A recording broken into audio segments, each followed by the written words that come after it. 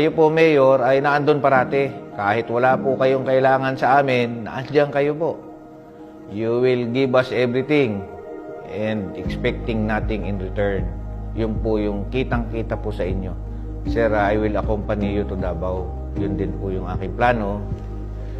I will not expect anything anymore. Just serve my remaining career in Davao with you. Ang masabi ko, may puso siya, lalong-lalo na sa mahirap. Actually, may mga nagtatanong nga sa akin kung ano ba daw talaga yung ugali niya behind the camera. Ang masabi ko lang, he's a jolly person, matalino, at higit sa lahat, mapagmahal, literally and figuratively.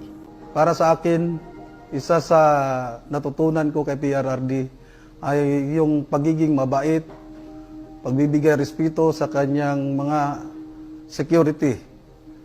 As Commission Officer, pili ko po itong tularan at ma-apply ko po sa aking nasasakupan. Sana sir, hindi mo kami makalimutan kahit na hindi na kami mag-work for you. Malapit na kasi and sana sir, parati kang healthy kasi pag happy ka, iba kasi yung dating ng smile mo sir, pag happy ka na, giging happy din kami parati. And sir, bata mo ako forever. Ako magapasalamat kay nagatag ka sa amo og hope. Wala nga kabalo sir, pero idol yun ka sir.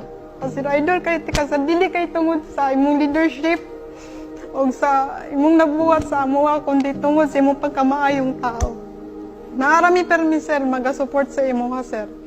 Sana sir, mas mahaba pa yung time na ikaw ang presidente. Kasi you have done a lot. And sana ipagpatuloy kung sino man yung papalit sa inyo, yung mga numpisan mo. Sana palagi ka pong nandyan. I have learned a lot from you and especially sa mga mentoring na binigay niyo po sa amin, sa lahat ng guidance, sa lahat po ng tulong. We will be forever grateful for those services that you have given us. You're one of the best tatay sa totoo lang. Sa mga matagal nating pinagsamahan, sir, more than 5 years tayong magkasama. Nakita ko yung saya mo, yung hirap mo, yung mga tagumpay mo, syempre. Sana ma-enjoy mo pa yung life mo na wala nang stress, wala nang lahat na ng gusto mong gawin, magagawa mo. Sharing him the 6 years of his presidency, since the very beginning, the campaign period, and then until the end of his term. During the remaining years of our lives, no, na makikita ko pa rin na mahal na Pangulo natin na nagsiservisyo sa bayan at nabibigay ng guidance sa mga sumusunod sa kanya. Gusto ko lang sir na sabihin sa iyo na mahal ka namin sir in behalf of the Presidential Escorts Battalion. Mahal na mahal ka namin at napakasaya namin na ikaw ang naging boss namin, ikaw ang naging presidente, and gusto ko lang sabihin sa inyo na from the bottom of my heart, mabuhay po kayo. Maraming pong salamat sir. Sir, sa 6 na taon na naging security officer nyo ako, maraming salamat sa kumpiyansa at tiwala na ibinigay nyo sa akin at saka sa aking mga kasamahan ng mga security officers. Ang hangad lang namin palagi sa inyo, sir, ay maprotektahan kayo, maging safety kayo. PRRD has been more than just my commander-in-chief being in the military. So I always looked up to him like parang he's my father. Kasi there were many instances that we ate together, then sobrang relaxed lang. He would make jokes, he would tell silly jokes, even personal stories na dapat din niya kinikwento sa amin, kumbaga. Pero he's very open. Ang masabi ko, may puso siya, lalong-lalo na sa mahirap. Actually, may mga nagtatanong nga sa akin kung ano ba daw talaga yung ugali niya behind the camera. Ang masabi ko lang, he's a jolly person, matalino, at higit sa lahat, mapagmahal, literally and figuratively.